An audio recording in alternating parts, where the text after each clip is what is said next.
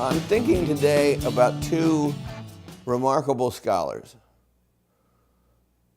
Two remarkable scholars who have a strange likeness and unlikeness.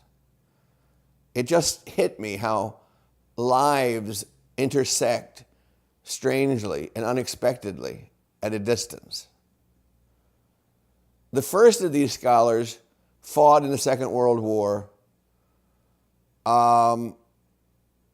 and slowly built an academic reputation out of many books and many experiences.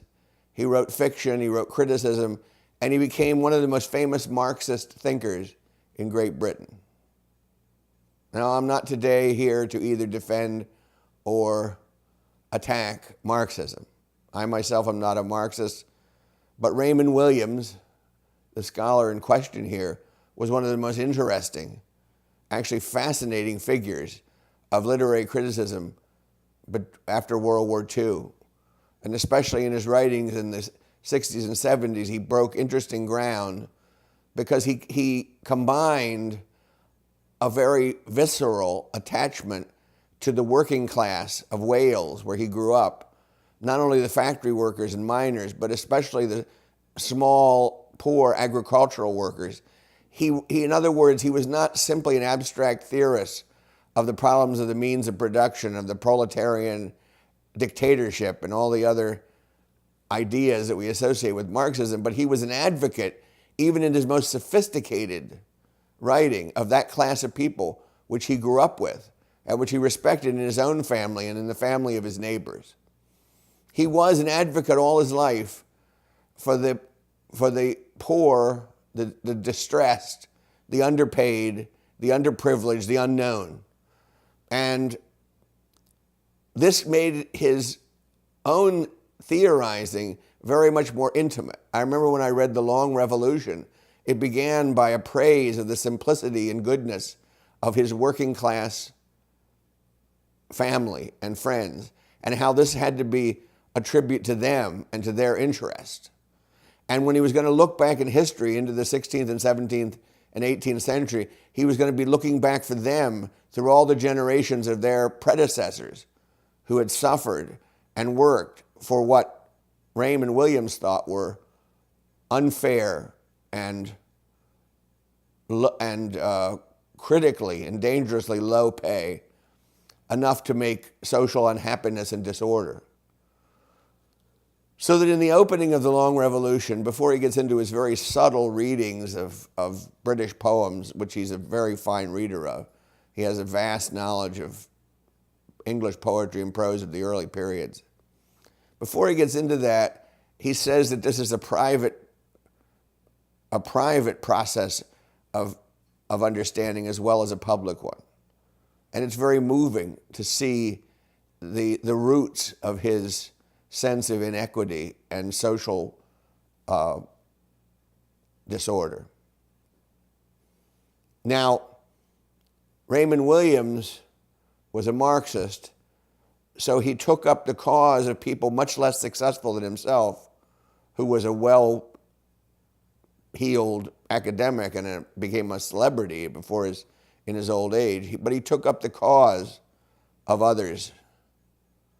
And what he thought of was always, in the back of his mind, he thought of the suffering of laborers. I remember when he reads the poem The Hot Cart, which is a poem by Robert Herrick, one of the most important and talented poets of the 17th century in English. The poem, The Hot Cart, refers to the cart that brings in the last grain or crop of the harvest. And it's a large cart, and on top of it sits the harvest queen, who's a kind of peasant girl who's dressed up glamorously with a crown, and she's sitting on this last cart that's brought in to be put into the barn so that they can preserve the saleable crop. The hot cart or harvest home. Come, sons of summer, by whose toil we are the lords of wine and oil, by whose tough labors and rough hands we rip up first, then reap our lands. crowned with the ears of corn, now come, and to the pipe sing harvest home. Come forth, my lord, and see the cart, dressed up with all the country art. See here a malkin, there a sheet, as spotless pure as it is sweet. The horses, mares, and frisking fillies, clad all in linen, white as lilies. The harvest swains and wenches bound for joy to see the hot cart crowned. About the cart, hear now the rout of rural younglings raise the shout, pressing before some coming after, those with a shout and these with laughter. Some bless the cart, some kiss the sheaves, some prank them up with oaken leaves, some cross the fill horse, some with great devotion stroke the home-born wheat, while other rustics, less attend to prayers than to merriment, run after with their breeches rent. Well on, brave boys, to your Lord's hearth, glittering with fire, where for your mirth ye shall see first the large and chief foundation of your feast, fat beef. Well, this is the introduction of a longer poem. And I'll never forget what William said about it. In this poem, Herrick, who was a distinguished Anglican divine and from a wealthy family, well-to-do family, and who lived a life, no doubt, without any or very little physical labor, here he idealizes the family relationship between the lord of the manor, who owns 90% of the profit of the crop, and all these workers who are bringing in the final sheaves and the final cart of wheat. And he says in the poem, we think it's the happiest, most gloriously organized family, with the great master of the house on top giving them a beef prize, a prize picnic, as it were, at the end of all their labors of the weeks of the harvest in September in Britain. And there's merriment, and there's joy, and there's a sense of community and hierarchy, which the workers take in with absolute acceptance.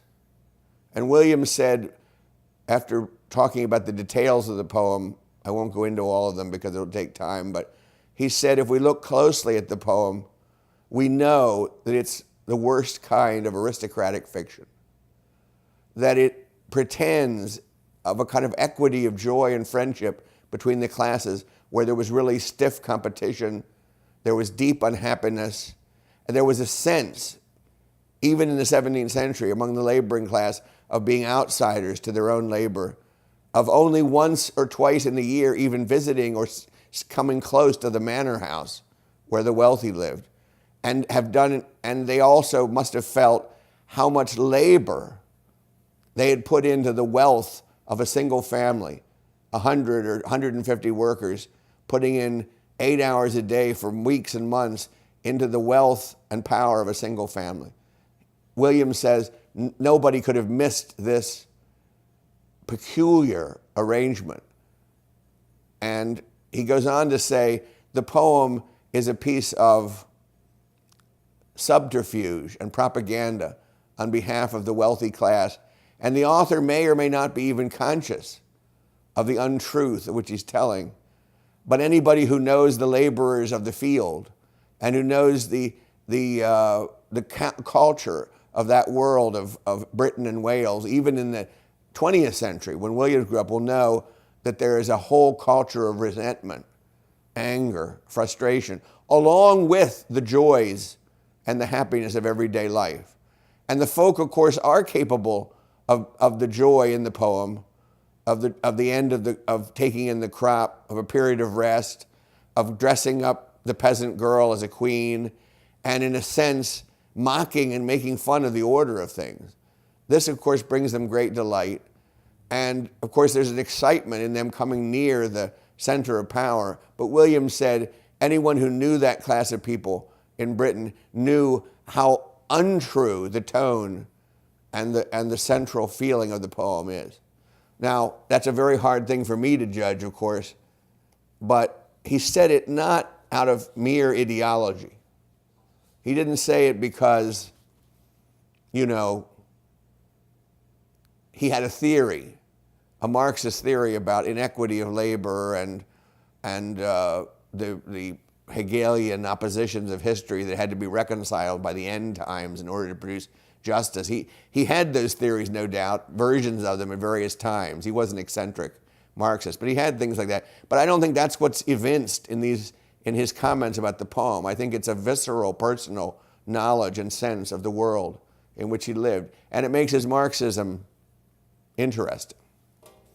Similarly, Victor Davis Hanson, an American critic, enormously famous and now become a public figure in political discussions and cultural discussions, but for many years was a distinguished classicist who taught at Fresno in California.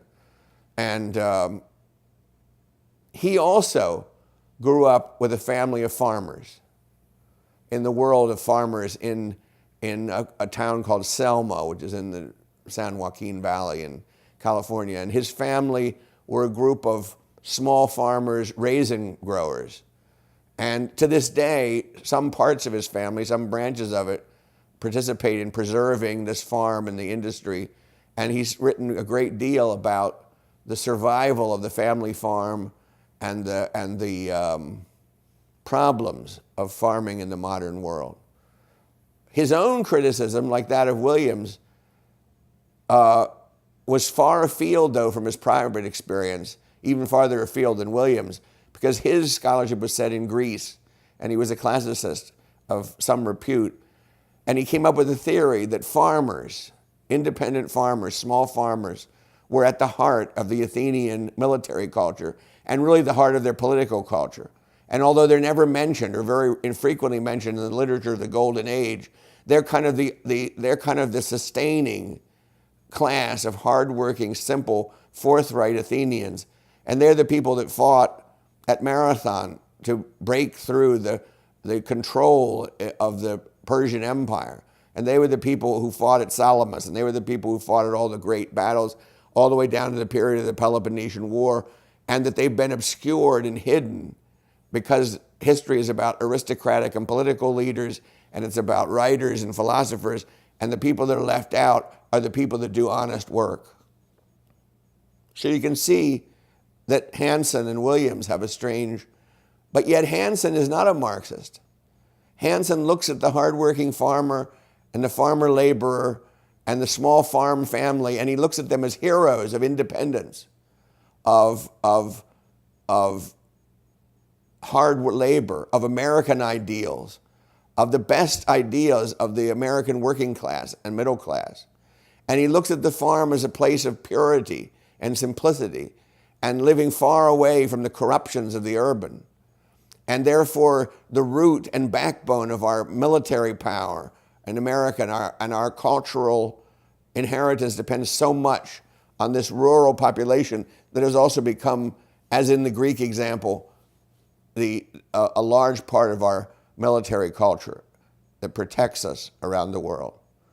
So we have Raymond Williams, the Marxist extremist, and we have Victor Davis Hanson, the reactionary conservative, the American individualist, the opponent of everything Williams stood for and thought. And why do they believe this? Because they're both representing the same hardworking and underprized farmers.